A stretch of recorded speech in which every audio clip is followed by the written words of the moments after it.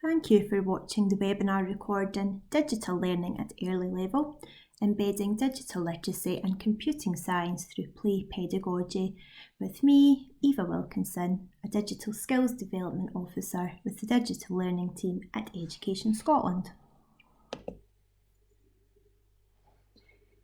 The Digital Team at Education Scotland was created to support the implementation of the Scottish Government Digital Learning and Teaching Strategy and the national priority for digital more generally around digital literacy and computing science.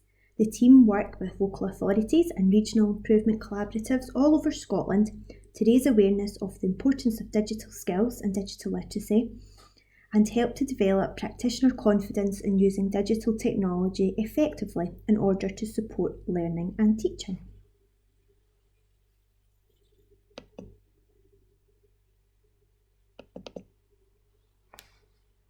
So how has policy evolved over the years to keep up with the fast-paced, changing digital landscape?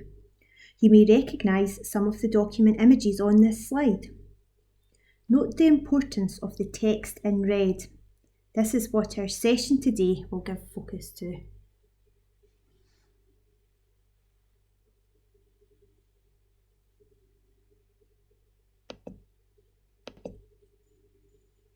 Let's pause for a minute and ask ourselves this question. Why is digital a national priority? And why are digital skills essential for all learners?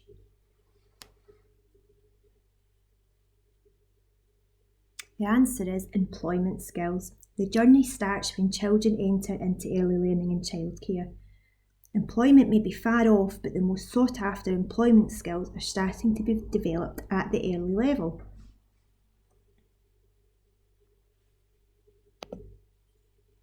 The digital technologies sector is the fastest growing sector in Scotland.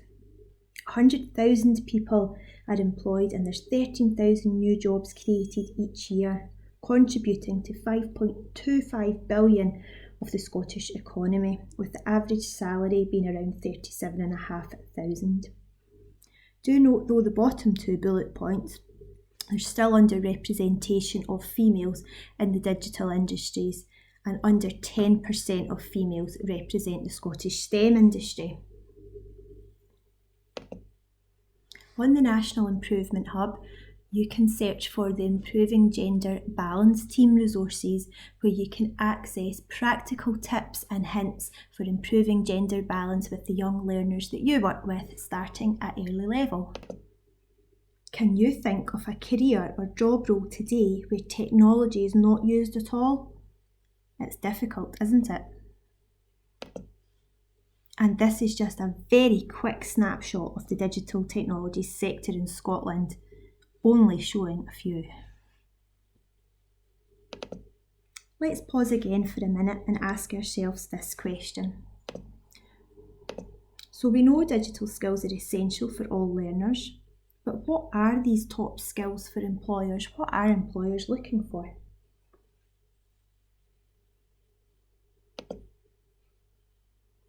So many of these skills are what we are creating opportunities to explore on a daily basis at early level.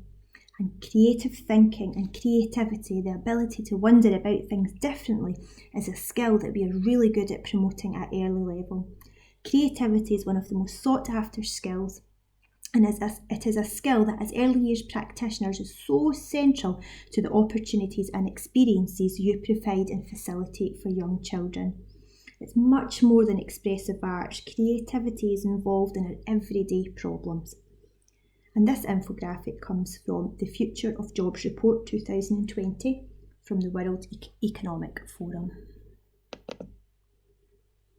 Creativity is a most sought after skill, and it is at the heart of all early years learning experiences. Now you may recognise this quote about creativity. Do you know where it has been taken from?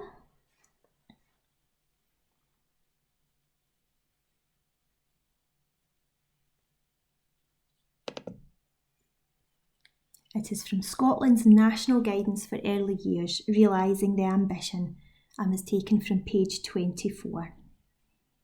So what do these skills look like at the early level and in early learning and childcare settings and learning through play?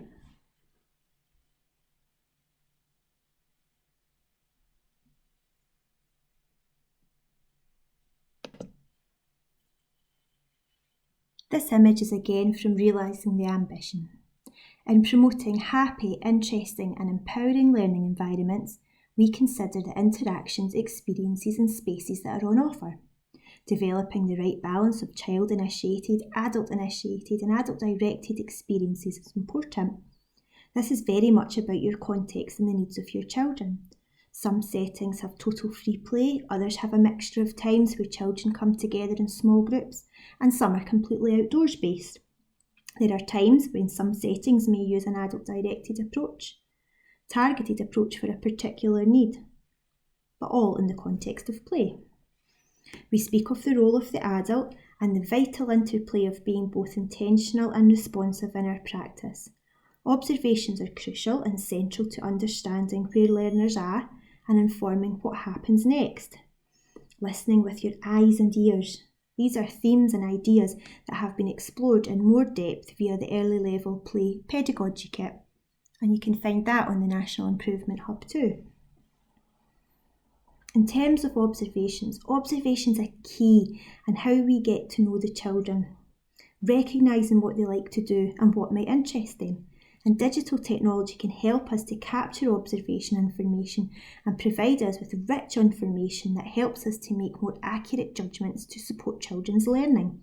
Digital technology can also enable the child's voice to be heard and help to make learning visible, allowing children to revisit and reshape particular learning experiences and interests. It also enables experiences to take place virtually into the setting that can lead learning well beyond what was originally planned. Let's explore some of the digital literacies, experiences and outcomes. Making good use of the devices and equipment we have access to is all about looking at how many ways we can use it. For example, a mobile device could be a timer, a camera, and this includes slow motion and time-lapse camera, a voice recorder, a measuring tool, and a whiteboard, as well as a means to access an array of apps and games.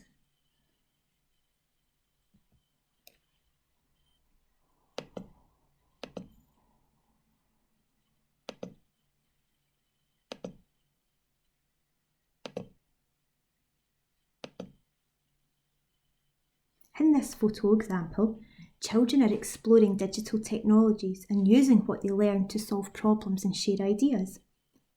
Inside, they searched for examples of transient art in the outdoors. They saved the images of the artwork they would like to recreate or to use as their stimulus. They then took the devices outside to help them remember the materials they required, and then used the device to capture, through photographs and video, evidence of their own artwork. In terms of literacy in English, enabling children to create text and provide opportunities for enjoyment and choice, digital tools in the clips here are giving children more opportunity to share experiences, feelings, ideas and information in a way that communicates their message.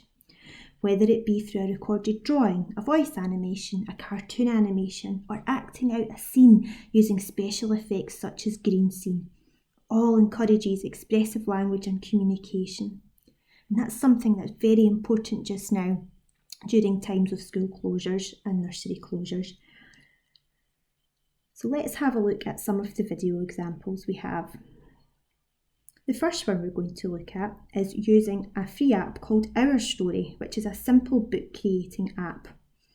And the children in this video are using free choice to create a video or a talking book about their day at nursery.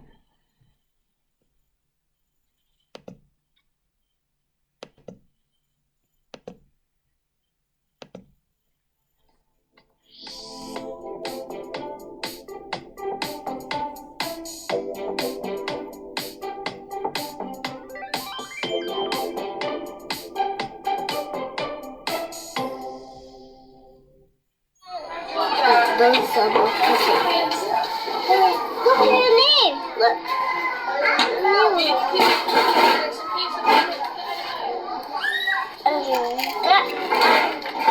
And how do our factors go away? And how do our factors go away then?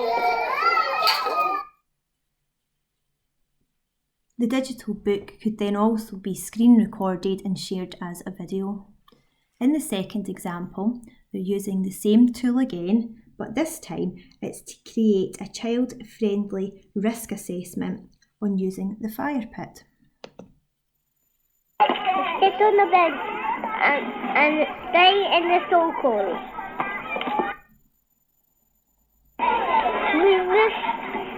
We put the fire out, we must get water. Remember that fire started! The children that had recorded their voices in this example were all English as second language speakers too. In the third example, we're looking at children retelling nursery rhymes and adding their own twists with their own illustrations to bring their animations to life with additional voice recordings as well. And they're using an app called Draw and Tell from Duck Duck Moose. 2, 1, go! Baba, we have and will. Yes sir, we will. On to the last one, to the boy, one to the we have and will. Yes sir, we will.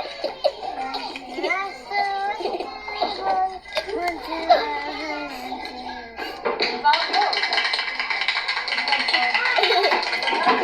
Baba, what we have and will. Yes sir, we will. One to the last one to the boy, one to the And then in the fourth and final example, the children are exploring sea creatures as part of a whole class topic, and they're adding their thoughts and ideas about what they've learned so far via a lip syncing app called Chatterpix. And again, this one's from Duck Duck Moose.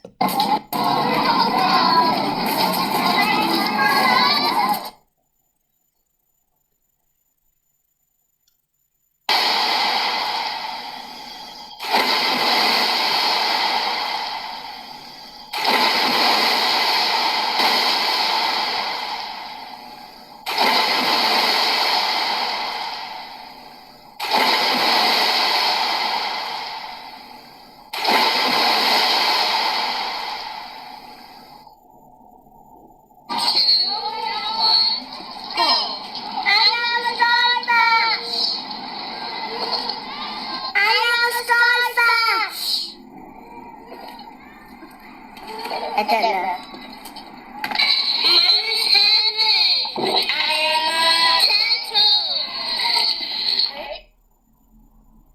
I'm a funny starfish. I am a starfish.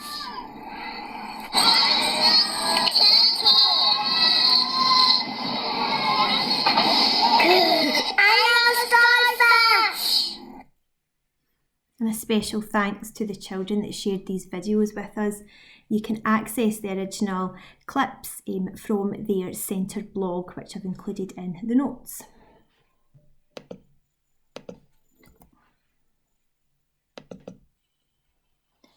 Remember at the beginning I highlighted that cyber resilience and internet safety are now key concepts within digital literacy from early level to fourth level by drawing your attention to the text in red.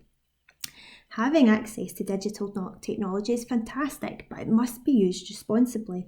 Cyber resilience and internet safety is a big part of digital learning and must be taught throughout the year and not just at Safer Internet Day and other events, because it's not an event. As educators, it's our responsibility to begin the conversations from as early on as possible, all about consent and the right to say no, no thank you, I wouldn't like my photo taken, or no thank you, I don't like that video, or can I take your photo, you're in my video, is that okay? And agreeing on where and when we should not capture media. For example, near the bathrooms, or if someone is crying. And why is this so important? Why do we start this at the early level? It's because we need to teach children to form a sound understanding of respect for themselves and others from as early on as possible. And this is vital to ensure cyber resilience and internet safety is understood later on in life.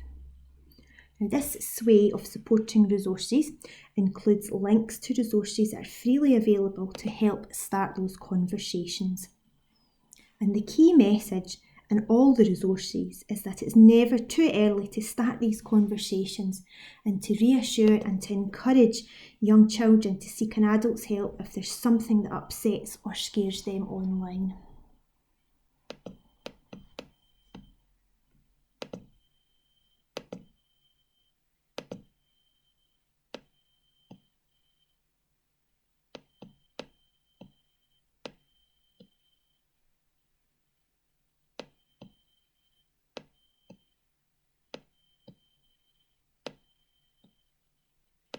So please visit this sway when you have time to access resources for learning and teaching, and also to find out where you can access professional development for yourself.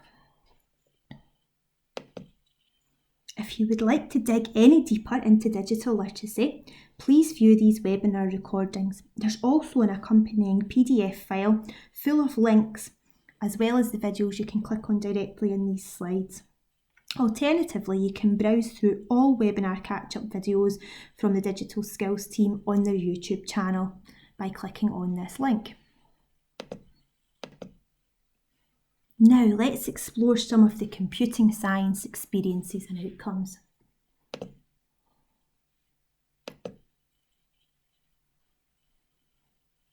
At computing science sessions, we explored how children can identify and use a range of computing technology in the world all around us through play and songs, and have opportunities to investigate and creatively solve problems. For example, taking something that's broken and finding out what's inside. How does it work?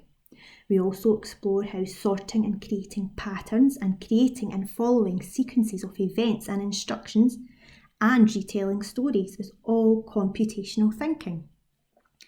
Note there is not a programmable device in any of the images on this slide.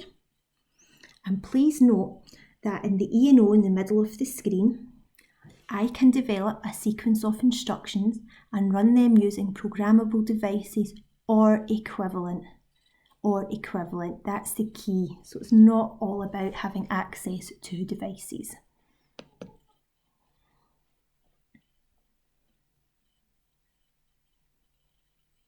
In the examples coming up, we're going to have a look at some children who are exploring some broken devices. And in this example, it does happen to be Bebots, but it could be an old clock or a calculator or anything with working parts inside. We have 3 organisers in the computing science curriculum running throughout Broad General Education. Computing science is the golden thread that runs throughout our curriculum and our lives. It's intertwined in almost everything we do. Computational thinking allows us to take a problem, understand what that problem is, and develop possible solutions. Computational thinking strategies help us find the best solution to solve a problem correctly in the fastest way and using the least amount of resources, time and space. Computational thinking equips us with the skills to ask ourselves, is this the most efficient way to solve a problem? Is this the fastest way? Does it solve the problem and give the right answer? Can it be used to solve other problems? And these are techniques that we use in everyday life. In understanding and analysing computing technology, we're looking at how computing science works in the world round about us. In designing, building and testing computing solutions, this is about programming and coding and creating simple sets of instructions, sequences or algorithms.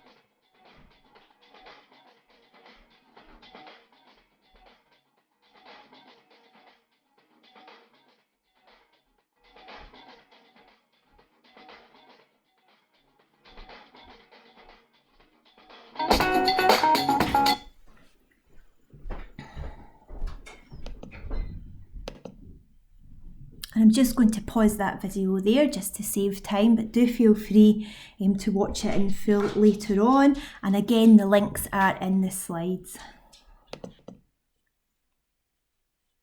And the second video that I would like to share with you is a video from YouTube. It's called A Rubik's Cube, a question waiting to be answered, and it really sums up beautifully about the experiences, the interactions, the environments that we're providing for our early level learners and how it really heavily links to creativity. And I think you'll enjoy this one. Imagine the awesomest thing you can, like an automatic grilled cheese maker, or a time machine, or a time machine with an automatic grilled cheese maker. Now imagine who's going to invent it. Him? Glasses here? Whoever they are?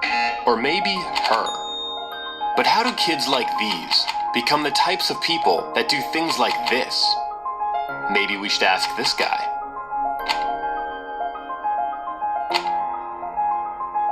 Knowledge is heavy. Sometimes it's a limit to have new ideas. That's the problem with the old schooling, because they were teaching answers. I believe questions are probably more important today than the answers. Erno's cube is a question waiting to be answered. And when the right person finds the right question, something amazing happens. They start seeing the world as it truly is. Not a place to be memorized, but a place to be figured out, flipped, turned, twisted, and ultimately made better, forever. Today, she may be an octopus, but help kids like her fall in love with problem solving, and they will embark on journeys to become scientists, artists, engineers, designers, inventors, or something no one's ever been before, but you can bet we're gonna need. That's why moments like this, go, and this, and especially this, are so important. Because there are companies to found, planets to walk on, time machines to invent, a future to be made amazing. We may not know what it's going to look like, but we know who's going to do it.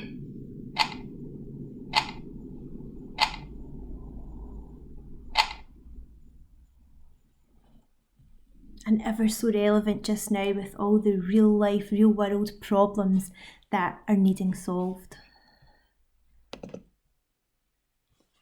Now, if you would like to dig a little bit deeper with computing science, you may want to catch up on 2 of the webinar recordings that have been delivered earlier this year. You may also want to sign up for session 3 in the Computing Science series for early level practitioners that is going to take place on the 16th of March. Alternatively, again, please visit the Digital Skills YouTube channel to catch up on all webinar recordings. So we've covered a range of digital literacy and computing science early level experience and outcome examples. We have our E's and O's, and we also have our benchmarks, our national guidance and our key documents. But how do we know that we're embedding computing science and digital literacy at the early level? We self-evaluate, don't we? We ask ourselves, are we providing these experiences and opportunities, and are we encouraging children to recognise a range of technologies and their purpose? Have a closer look at 3.3 next time you're working with How Good is Our Early Learning and Childcare? Developing creativity and skills for life and learning, and look out for the amount of mentions of digital. Now, the validation framework from Digital Schools Awards Scotland can help you to answer some of those challenge questions in How Good is Our School and How Good is Our Early Learning and Childcare.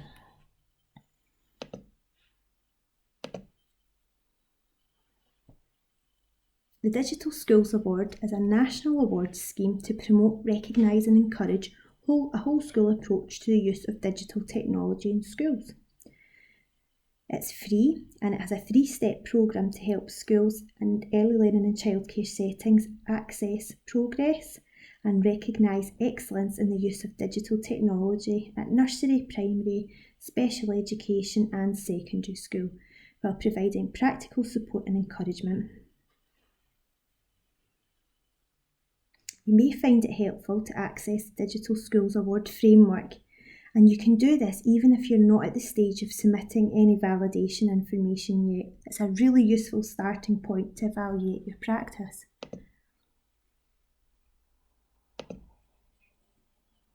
And you can also locate and contact mentor schools. So schools that already have the award and nurseries and settings that already have the award. And this provides a really good opportunity to speak to staff and find out what digital learning and teaching looks like in their setting.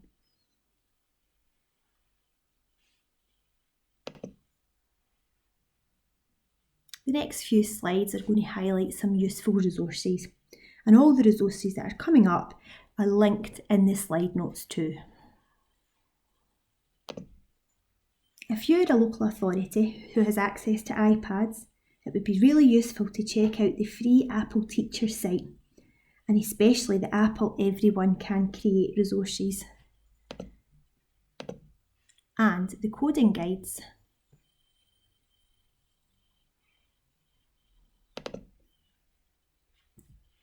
So once you have created an account and logged in, you can access an array of fantastic professional learning resources, and these are updated on a continual basis. So let's have a look through. We can focus on skills for iPad. Swift Playgrounds looks at coding. We've got Everyone Can Create guides that we'll just come back to shortly. Courses on how to use clips. How to storytell with clips. This one might be of particular interest to you, how to create a sketch note. So let's have a look at the Everyone Can Create guides.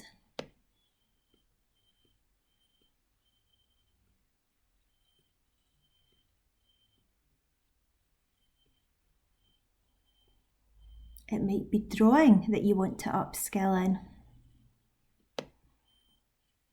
It might be capturing video and video editing, or photo and photo editing. It might be upskilling in music and looking at the GarageBand app.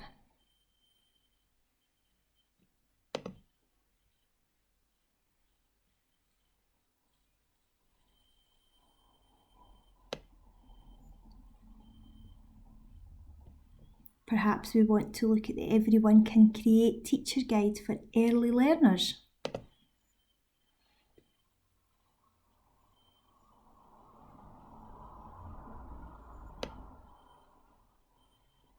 Which you can download in an Apple book and go at absolutely your own pace, picking up when you've got time.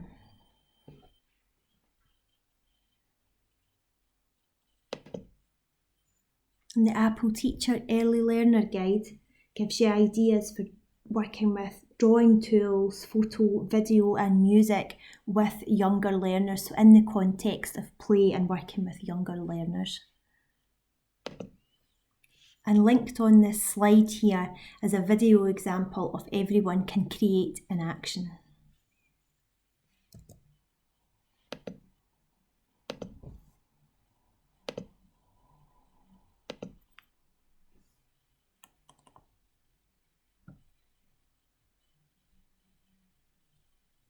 Another resource worth mentioning in terms of high quality computing science support is Barefoot. Barefoot is free and is aligned to the curriculum for all UK nations.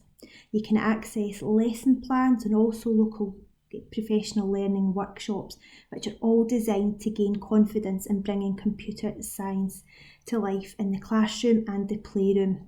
It supports early level and primary educators with confidence, knowledge, skills and resources to confidently embed computing science in their setting. And very recently, just in the autumn term, a new set of resources for early years learners has been developed, so it's definitely worth going on and checking out. Now another few resources for you, and this time resources that are available within GLOW. The first image here is to the National Early Learning and Childcare Professional Learning Community, where you can access an array of support materials and policy.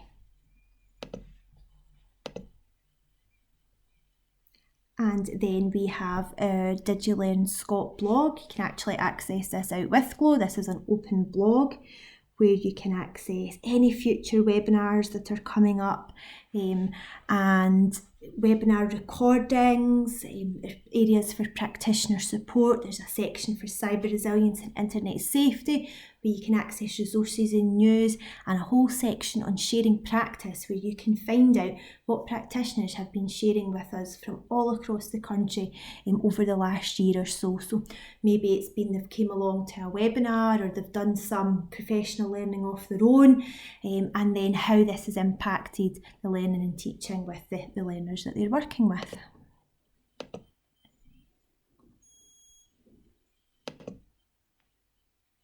And then in Glow again, we have the National Technologies Community Professional Learning Community, or PLC. And this is where you can link to all the national policy documents that we mentioned at the beginning. And there's also lots of resources in here for learning and teaching and professional development in digital literacy, computing science, cyber resilience and internet safety. And out with Glow, where you can access various early learning and childcare topic groups through the Knowledge Hub. So there's 2 national ELC groups on the Knowledge Hub. There is one for early learning and childcare expansion for local authorities, and another one for early learning and childcare in Scotland, which is a discussion forum and a document sharing platform, and that's for all stakeholders. And both free to join. So I'd like to say thank you for viewing this webinar recording.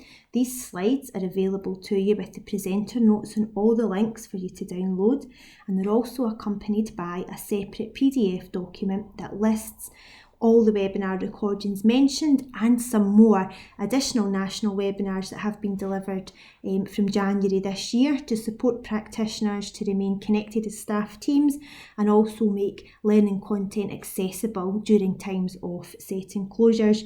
I hope you've enjoyed this session and I hope you've found the content useful. If you would like to provide any further feedback, please respond to the evaluation form linked. You can either scan the QR code if you have an additional device, or click directly on the link on the slide or in the notes. Thank you very much.